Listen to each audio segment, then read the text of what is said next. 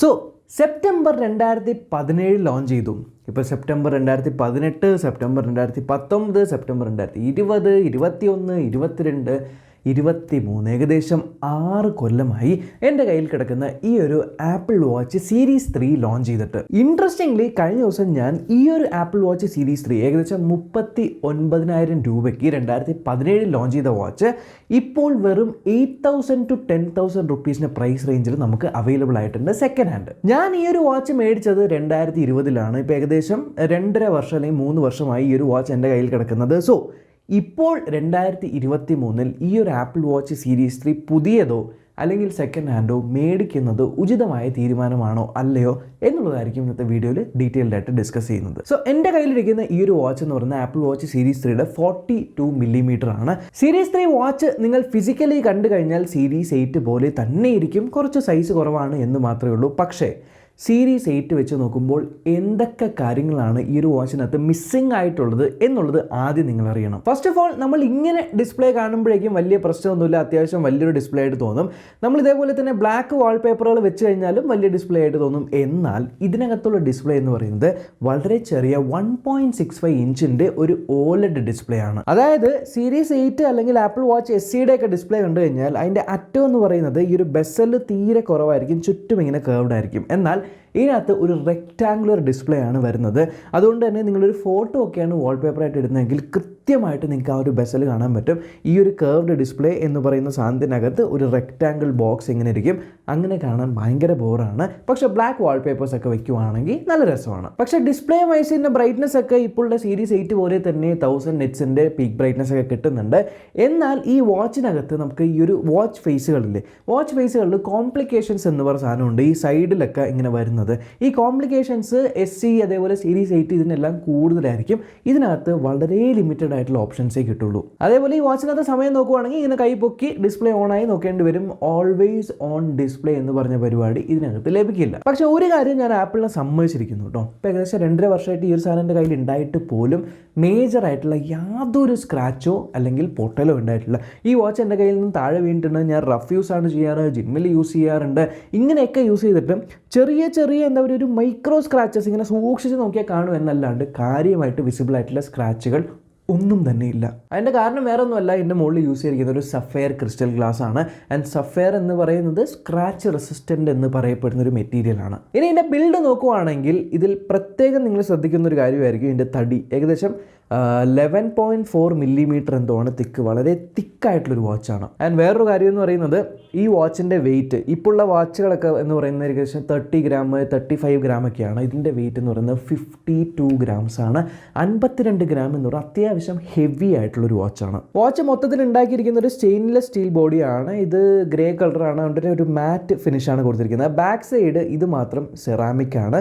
And ചുറ്റുമുള്ള ആ ഒരു ബസലും കാര്യങ്ങളെല്ലാം സ്റ്റെയിൻലെസ് സ്റ്റീലാണ്. ഈ ഒരു സ്റ്റെയിൻലെസ് സ്റ്റീൽ നോക്കിക്കഴിഞ്ഞാൽ പോറലുകൾ ചെറിയ രീതിയിൽ സംഭവിക്കും. ഇപ്പോൾ ഇവിടെയൊക്കെ നോക്കിക്കഴിഞ്ഞാൽ കണ്ടില്ലേ, ചെറിയ എന്താ പറയുക, ഇങ്ങനെ കുത്ത് വീട്, അതായത് ബോറിക്കഴിഞ്ഞാൽ അവിടെ ഒരു സിൽവർ കളർ കാണാൻ പറ്റും. അത്ര കാര്യമായിട്ടില്ല എങ്കിലും അവിടെ ഇവിടേക്ക് ഈ ഒരു സ്പീക്കറിൻ്റെ ഹോളിൻ്റെ സൈഡിൽ, മൈക്കിൻ്റെ ഹോളിൻ്റെ സൈഡിലൊക്കെ ചെറിയ പോറലുകൾ വന്നിട്ടുണ്ട്. അത് സ്വാഭാവികമായിട്ടും വരും. പിന്നെ ഈ സൈഡിൽ കാണുന്ന 2 ബട്ടൺസ് ഇല്ലേ, ഒരു ക്രൗണും അതേപോലെ തന്നെ ഈ ഒരു ബട്ടണും. ഈ ഒരു ക്രൗൺ എന്ന് പറയുന്നത് വളരെ എന്താ പറയുക, ലൈറ്റ് വെയിറ്റ് ആണ്. ഇങ്ങനെ തിരിക്കുമ്പോഴൊക്കെ നമുക്കൊരു വൈബ്രേഷൻ ഫീഡ്ബാക്ക് ലഭിക്കില്ല. ഇപ്പോൾ ഒരു മെനുവിലൊക്കെ പോകുവാണെങ്കിൽ നമ്മളിങ്ങനെ തിരിച്ച് മെനുയുടെ അറ്റം വരുമ്പോഴായിരിക്കും വൈബ്രേഷൻ ആവുന്നത്. അല്ലാതെ നമ്മളിങ്ങനെ ഓരോരോ എലിമെൻറ്റ്സ് ഇത് ചെയ്യുമ്പോഴത്തേക്കിനും സീരീസ് 3-ലും 8-ലും ഒക്കെ നമ്മളിങ്ങനെ തിരിക്കുമ്പോൾ ആ ഒരു കറക്റ്റ് ഫീഡ്ബാക്ക് ലഭിക്കും. ഇതിനകത്ത് അങ്ങനത്തെ ഒരു ഫീഡ്ബാക്ക് ആ 2017 സമയത്തൊന്നും അവർ ചിന്തിച്ചിട്ട് പോലുമില്ല. ഇനി ഇതിൻ്റെ സോഫ്റ്റ്വെയർ സൈഡിനെ പറ്റി പറയാം. ഇത് മേടിച്ച സമയത്ത് ഇതിനകത്ത് ആപ്പിൾ വാച്ചിൻ്റെ വാച്ച് OS 4 ആയിരുന്നു. വാച്ച് OS 4-ൽ നിന്ന് നിങ്ങൾക്ക് വാച്ച് OS 8.7 വരെയാണ് ലഭിക്കുന്നത്. ഏറ്റവും പുതിയ വാച്ച് OS 9 ലഭിക്കില്ല. സോ ഇതിൻ്റെ അപ്ഡേറ്റുകളൊക്കെ തീർന്നു. ഇനി ഇതിന് അപ്ഡേറ്റ് ഒന്നും കിട്ടാനായിട്ട് പോകുന്നില്ല. പക്ഷേ നമ്മൾ നോർമലി ഈ ഒരു വാച്ച് യൂസ് ചെയ്യുന്ന സമയത്ത് എന്താ പറയുക, ഭയങ്കര ഒരു എന്താ പറയുക, ഫ്ലൂയിഡാണ് സാധനം. ഇപ്പോൾ നിങ്ങൾ കണ്ടു കഴിഞ്ഞാൽ തന്നെ ഇങ്ങനെ ചെയ്യുന്ന സമയത്ത് കണ്ടില്ല, ഒഴുകുക.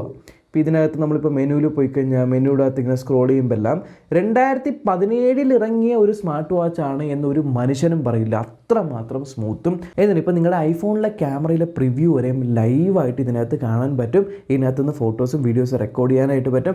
പല കാര്യങ്ങളും നിങ്ങൾക്ക് ഭയങ്കര ഫ്ലൂയിഡായിട്ടും സീംലെസ് ആയിട്ടും ചെയ്യാം.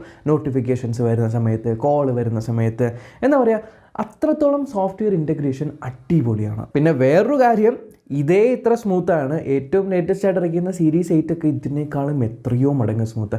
ഇതിനകത്തുള്ളത് ആപ്പിളിൻ്റെ S3 എന്ന് പറഞ്ഞൊരു പഴയ ചിപ്സെറ്റാണ്. S3 എന്ന് പറയുന്ന ചിപ്സെറ്റ് ആയിട്ട് പോലുമാണ് ഇത്രയും നല്ലൊരു ഫ്ലൂയിഡിറ്റി കിട്ടുന്നത്. പിന്നെ ഇതിനകത്തുള്ള ഇൻറ്റേർണൽ മെമ്മറിയൊക്കെ കുറവാണ്. 16 GB ഒരു ഇൻറ്റേർണൽ മെമ്മറിയും 768 MB റാം മാത്രമേ ഉള്ളൂ. 16 GB ഇൻറ്റേർണൽ മെമ്മറി ഇല്ലേ, ഇത് ഭയങ്കര വലുതല്ലേ എന്ന് ചോദിച്ചാൽ അല്ല. ഇതിൻ്റെ വാച്ച് ഓയിസ് തന്നെ അത്യാവശ്യം മെമ്മറി എടുക്കും. പിന്നെ നിങ്ങൾ വാച്ച് ഫേസ് ഒക്കെ കയറ്റണമെങ്കിൽ 2-3 ഫോട്ടോസൊക്കെ ഇതിനകത്ത് ആഡ് ചെയ്ത് കഴിഞ്ഞാൽ തന്നെ മെമ്മറി ഫുള്ളാവും. പിന്നീട് നിങ്ങൾക്കൊരു അപ്ഡേറ്റ് വരുമ്പോൾ ഇതിനകത്ത് സ്റ്റോറേജ് ഫുൾ അതുകൊണ്ട് അപ്ഡേറ്റ് ചെയ്യാൻ പറ്റില്ല. ഈ സ്റ്റോറേജ് ഫുൾ എന്ന് പറഞ്ഞാൽ ഇപ്പോൾ നമുക്ക് ഏകദേശം 4 GB ഫ്രീ ഉണ്ടെങ്കിൽ പോലും സ്റ്റോറേജ് ഫുൾ എന്ന് കാണിക്കും. മിനിമം എത്ര 5 GB എന്തോ ഫ്രീ വേണം. അതുകൊണ്ട് തന്നെ പലപ്പോഴും ഈ ഒരു സോഫ്റ്റ്വെയർ അപ്ഡേറ്റ് ചെയ്യുന്നതിന് മുന്നേ ഈ ഒരു വാച്ച് മൊത്തം റീസെറ്റ് ചെയ്ത് മെമ്മറി മുഴുവൻ ക്ലിയർ ചെയ്തിട്ട് പിന്നെ അപ്ഡേറ്റ് ചെയ്യുന്ന ആ ഒരു പരിപാടി ചെയ്യേണ്ടി വരും. ഞാൻ പല പ്രാവശ്യമായിട്ട് അങ്ങനെയാണ് അപ്ഡേറ്റ് ചെയ്തിട്ടുള്ളത്. പിന്നെ ഇതിനകത്ത് മറ്റേ ക്രാഷ് ഡിറ്റക്ഷൻ അങ്ങനത്തെ സംഭവങ്ങളൊന്നും കിട്ടില്ല. ആ ഒരു സമയത്ത് ക്രാഷ് ഡിറ്റക്ഷൻ ഒന്നും വന്നിട്ട് പോലുമില്ല. ഞാൻ ആക്ച്വലി ഒരു ചെറിയൊരു മിസ്റ്റേക്ക് എനിക്ക് പറ്റി. ഞാൻ എൻ്റെ ഫ്രെയിം സ്റ്റെയിൻലെസ് സ്റ്റീലാന്ന് പറഞ്ഞു. സ്റ്റെയിൻലെസ് സ്റ്റീലല്ല, ഇതൊരു അലുമിനിയം ഫ്രെയിമാണ് വരുന്നത്. ഞാൻ നേരത്തെ സ്റ്റെയിൻലെസ് സ്റ്റീൽ എന്ന് പറഞ്ഞു എന്നാണ് എൻ്റെ ഒരു ഓർമ്മ. പിന്നെ ഈ ഒരു വാച്ചിനകത്ത് ഇപ്പം നിങ്ങൾ നോക്കിക്കഴിഞ്ഞാൽ ഇതിനകത്ത് വൈഫൈയുടെ സിമ്പിൾ കാണാനായിട്ട് പറ്റും. കണ്ടില്ലേ, ഇതിൽ വൈഫൈ കണക്ട് ചെയ്യാൻ പറ്റും. പക്ഷേ ഈ സീരീസ് 3 നിങ്ങൾക്ക് ഒരൊറ്റ ബാൻഡ് വൈഫൈ, അതായത് 2.4 GHz വൈഫൈ മാത്രമേ കിട്ടുള്ളൂ. ഡ്യുവൽ ബാൻഡ് അഥവാ 5 GHz ഒരു വൈഫൈ അവൈലബിൾ അല്ല. പക്ഷേ 2023 ഏറ്റവും കൂടുതൽ അനോയിങ് ആയിട്ട് തോന്നാവുന്നൊരു കാര്യം എന്ന് പറഞ്ഞാൽ ഇതിൻ്റെ ബ്ലൂടൂത്ത് വെർഷനാണ്. ഗസ് ചെയ്യാൻ പറ്റുമോ ഇതിനകത്തുള്ള ബ്ലൂടൂത്ത് വെർഷൻ ഏതാണ്? ഈ വാച്ചിനകത്തുള്ള ബ്ലൂടൂത്ത് വെർഷൻ വെറും ബ്ലൂടൂത്ത് 4.2 ആണ്. ഏറ്റവും ലേറ്റസ്റ്റ് ആയിട്ടുള്ള നമ്മുടെ ബ്ലൂടൂത്ത് വെർഷൻ ബ്ലൂടൂത്ത് 5.3 ആണ്. പക്ഷേ ബ്ലൂടൂത്ത് 4.2 ആണെങ്കിലും കോൾ എടുക്കുന്ന സമയത്തൊക്കെ നമുക്ക് വലിയ വ്യത്യാസം തോന്നില്ലെങ്കിലും ഏറ്റവും മേജർ ഇമ്പാക്റ്റ് വരുന്നത് എവിടെയാണെന്നറിയോ? ബാറ്ററി ലൈഫിൽ. ഏറ്റവും പുതിയ ബ്ലൂടൂത്ത് എല്ലാം ബ്ലൂടൂത്ത് ലോ എനർജിയാണ്. അതുകൊണ്ട് തന്നെ ബാറ്ററി കൺസപ്ഷൻ ഭയങ്കര കുറവായിരിക്കും. 4.2 എന്നൊക്കെ പറയുന്നത് ഭയങ്കര നല്ല രീതിയിൽ ഇപ്പോൾ ഉള്ളതിനേക്കാളും എത്രയോ ബാറ്ററി കൺസ്യൂം ചെയ്യും. ആൻഡ് ബാറ്ററി ലൈഫിലേക്ക് ഞാൻ വരാം. പിന്നെ എൻ്റെ കയ്യിലിരിക്കുന്ന ഈ ഒരു മോഡൽ എന്ന് പറയുന്നത് സിം ഇടാൻ പറ്റാത്ത മോഡലാണ്. ജസ്റ്റ് ബ്ലൂടൂത്തും GPS മാത്രമേ ഉള്ളത്. സിം ഇടാൻ പറ്റുന്നതിലാണെങ്കിൽ ഇവിടെ സൈഡിൽ ഈ ക്രൗണുമേ ഒരു റെഡ് വട്ടം കാണാനായിട്ട് പറ്റും. ഇനി ഇതിനകത്ത് GPS തന്നെ കോംപ്രമൈസ് ഉണ്ട്. ഇതിനകത്ത് GPS-ഉം ഗ്ലോണാസും മാത്രമേ കിട്ടുള്ളൂ. ഈ ഗലീലിയോ അതേപോലെ തന്നെ BDS ഇതൊന്നും ലഭിക്കില്ല. ഇനി അതേപോലെ ഫിറ്റ്നസ് ട്രാക്കിങ്ങിന് വേണ്ടിയാണ് ഈ വാച്ച് എടുക്കുന്നതെങ്കിൽ ഇതിനകത്ത് real time heart rate monitoring ഉണ്ട്. ഇപ്പോൾ ഹാർട്ട് റേറ്റ് കുറേ നേരത്തേക്ക് ഒരു ലെവലിലേക്കാളും കൂടുതലാണ് എന്നുണ്ടെങ്കിൽ നിങ്ങൾക്ക് അലേർട്ടൊക്കെ തരും. അതേപോലെ ഇതിനകത്ത് ആക്സിലറോമീറ്റർ ഗൈറോസ്കോപ്പിക് ഉണ്ട്. പക്ഷേ ഇല്ലാത്ത കാര്യം എന്ന് പറഞ്ഞാൽ ഒന്ന് SpO2 സെൻസർ ഇല്ല, ബ്ലഡ് ഓക്സിജൻ മോണിറ്റർ ചെയ്യാനായിട്ട് പറ്റില്ല. അതേപോലെ തന്നെ റിയൽ ടൈം ഓൾട്ടിറ്റ്യൂഡ് നമ്മൾ എത്ര പൊക്കത്തിലാണ് പോകുന്നത് എന്നുള്ള കാര്യം മെഷർ ചെയ്യാനായിട്ട് ഇതിന് പറ്റില്ല. പിന്നെ ഡയറക്ഷൻസ് കാണിച്ചു തരാനായിട്ട് ഇതിനകത്ത് കോമ്പസ് ഇല്ല. പക്ഷേ മാപ്പ് ഈ ഒരു ആപ്പിൾ മാപ്സ് ഒക്കെ നമുക്ക് എടുത്ത് കാണാം, ഗൂഗിൾ മാപ്സ് ഒക്കെ കാണാം, പക്ഷേ കോമ്പസ് ഇല്ല. അതേപോലെ പുതിയതായിട്ട് വരുന്ന വാച്ചുകൾ നിങ്ങൾക്ക് ടെമ്പറേച്ചർ സെൻസർ ലഭിക്കുന്നുണ്ട്, ആ ഒരു ടെമ്പറേച്ചർ സെൻസർ ഇല്ല. പിന്നെ വാച്ച് കളഞ്ഞു പോയി കഴിഞ്ഞാൽ ഇപ്പോൾ ഈസി ഇടാൻ പറ്റാത്ത വാച്ചുകളാണെങ്കിൽ ലൊക്കേറ്റ് ചെയ്യാൻ ബുദ്ധിമുട്ടായിരിക്കും.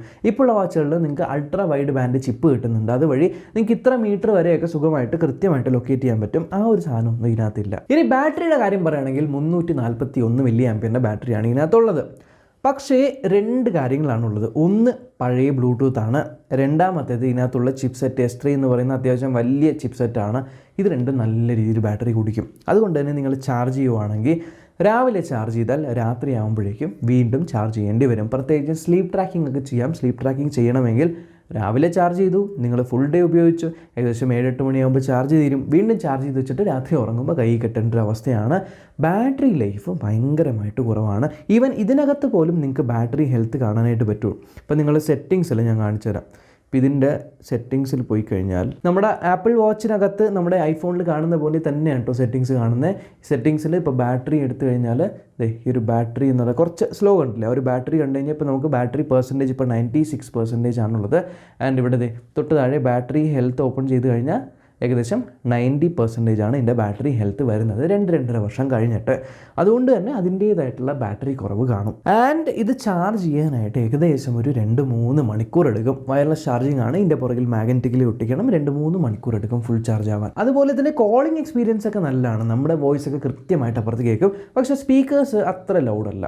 ലൗഡാണ് ഒരു ക്വയറ്റ് എൻവറോൺമെൻറ്റിൽ. അല്ലാണ്ട് ഇപ്പോൾ റോഡിൻ്റെ സൈഡിൽ ട്രാഫിക്കിലൊക്കെ നിർത്തിയിട്ട് കോൾ സംസാരിക്കണം എന്നൊക്കെ ഉണ്ടെങ്കിൽ നിങ്ങൾ എന്ന് പറഞ്ഞ് കേൾക്കേണ്ടി വരും. പക്ഷേ ഇന്നത്തെ കാലത്ത് പല സ്മാർട്ട് വാച്ചുകളും ഇല്ലാത്ത കുറേ സംഭവങ്ങളൊക്കെ ഇതിനകത്തുണ്ട്. ഇപ്പോൾ ഇതിൻ്റെ ഡിസ്പ്ലേ നോക്കുവാണെങ്കിൽ ഓട്ടോമാറ്റിക്കായിട്ട് ബ്രൈറ്റ്നസ് അഡ്ജസ്റ്റ് ചെയ്യുന്ന ഒരു ഡിസ്പ്ലേ ആണ്. അതേപോലെ തന്നെ ഇപ്പോൾ നോട്ടിഫിക്കേഷൻസ് ഒക്കെ വരുവാന്നായിരിക്കും. വാച്ച് കയ്യിൽ കെട്ടിയിരിക്കുന്ന സമയത്ത് മാത്രം നോട്ടിഫിക്കേഷൻസ് വരും. കയ്യിൽ നിന്ന് ഊരി വയ്ക്കുമ്പോൾ ഓട്ടോമാറ്റിക്കായിട്ട് നോട്ടിഫിക്കേഷൻസ് നിൽക്കും. അല്ലാതെ ഇപ്പോൾ ചില വാച്ചുകളൊക്കെ നമ്മൾ കയ്യിൽ നിന്ന് കെട്ടി ഊരിക്കഴിഞ്ഞാലും ടേബിളിൽ വൂ എന്ന് പറഞ്ഞ് വൈബ്രേറ്റ് ചെയ്യുന്ന ആ ഒരു പരിപാടിയൊന്നുമില്ല.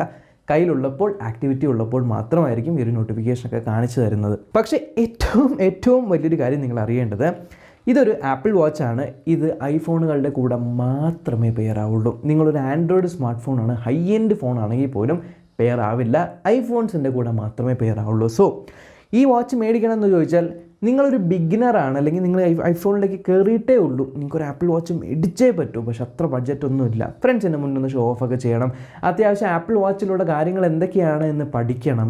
അങ്ങനെ അധികം കോംപ്രമൈസ് ഒന്നും ഇല്ല എന്നുണ്ടെങ്കിൽ ഷുവറായിട്ട് നിങ്ങൾക്ക് ആപ്പിൾ വാച്ച് സീരീസ് 3 എടുക്കാം. പ്രത്യേകിച്ച് ഇപ്പോൾ 8,000 10,000 റുപ്പീസിനൊക്കെ കിട്ടുവാണെങ്കിൽ എന്തായാലും നിങ്ങൾക്ക് മേടിക്കാം, യാതൊരു പ്രശ്നമില്ല. കിഡിലം വാച്ചാണ്. ഈവൻ ടിൽ ഡേറ്റ് ഇന്നേ വരെ എനിക്ക് ഒരു പ്രശ്നം പോലും ഇതിനകത്ത്, ഒരു കംപ്ലയിൻറ്റ് പോലും പറയാനുണ്ടായെന്നുള്ളതാണ്. ഞാനിപ്പോൾ ഗാലക്സി വാച്ചിലേക്കും അതേപോലെ ആൻഡ്രോയിഡിലേക്കും മാറിയോണ്ടാണ് ഇത് പ്രൈമറി ആയിട്ട് യൂസ് ചെയ്യാത്തത്.